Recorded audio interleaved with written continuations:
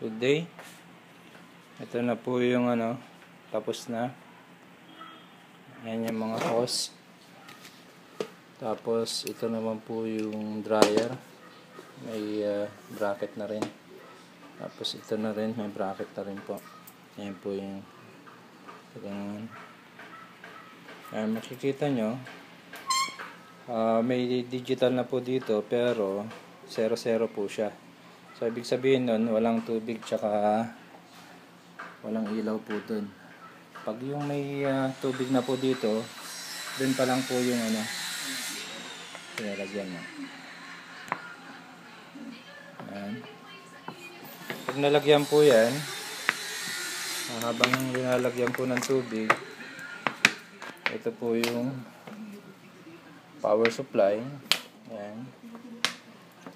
Tatanggalin lang po itong double adhesive po dito para ididikit na dun sa pero kailangan linisin mabuti yung bago idikit. So madali na lang po yan. Yan, socket po yan. Ito po yung niya. So 0-0 po yan. Yan. So makita nyo, dahil may tubig na, yan, makikita nyo umilaw na po yung ilaw dun sa loob. Okay. So yan po yung niya. Yan po yung isang features niya pag walang tubig, o kaya nasa minimum lang po yung tubig niya, mag-auto shut off na rin. Tsaka walang ilaw, walang 0-0 po siya. Tsaka walang ilaw. So ngayon, dahil meron na, may ilaw po yan. Okay?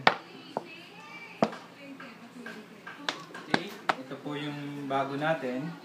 So wala na yung buzzer. Makikita nyo yung niya, indicator, may indicator na po dyan. Voltahe, tapos amperahe. So makikita nyo kung halimbawa tatagilid ng husto. Ayan. Ayan. So mapapansin nyo, 0-0 na po yung niya. Tapos may kulay red. So shut off na po yan. So pag ganyan po, ito, walang lalabas na tubig dito.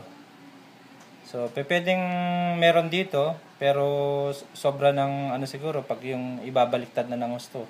Pero ito, wala po. Ito yung papunta na po sa dryer natin. Yan. So sa dryer dito, tapos papunta na sa engine. So talagang safe na safe ang natin dahil may auto shut off. Tingnan nyo Okay. Namatay yung ilaw na blue, tapos may kulay red na. Okay. Tapos makikita mo dito 0-0 yung niya. Tapos pag yung itaas, ayan, kulay blue na, tapos may na po yan. So yan po, wala na yung maingay na buzzer. Yun na lang ilaw. Tapos yung kung halimbawang kahit na po natin yan, ayan, ganyan, ganun din po, katulad ng dati, walang lumalabas na tubig dito. Wala. Okay? Sakto na po natin. Ayan na po yan. So, i-switch on lang natin. Hindi muna natin pandarin. So, makikita nyo. Ayan, naka-switch on. Pero 0-0 po siya. So, wala ding ilaw po yun. So, wala po siyang Ayun, start natin. Ayan.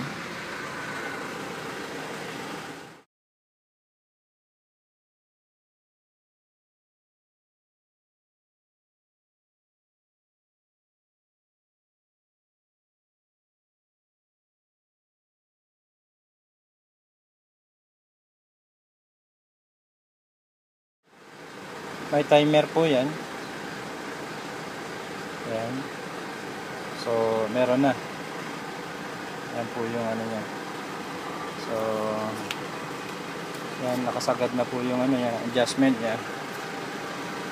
Pero habang ano, tumatagal po yan, bumababa.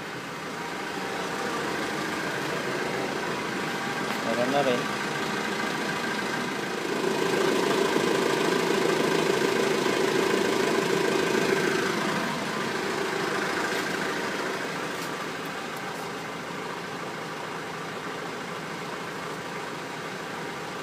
Ito yung silinyador niya. Tapos ito po yung ano, yung tanggalin lang po yan sa harapan. Ayan. Philip lang po yan. Bali, itataas po ito. Ayan, itataas. Itataas po ito. Ayan. Para matatanggal po siya. Okay, lagyanan na. So, halimbawa na ano na siya, na itornilyo na. Halimbawa lang, na itornilyo ng ganyan. So, tapos na. Ito, unahin po ito. So, makikita nyo. Ayan, punasan mo natin. Yung dito, makikita yan. Ipapasok natin ganyan. So, makikita nyo dito, ayan. Ibababa. Okay. Pag bumaba na, ipapasok na po ngayon ito.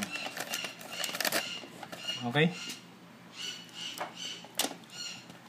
Ganun lang po kasimple. So, hindi na basta-basta maano yan kung nakaano na po ito.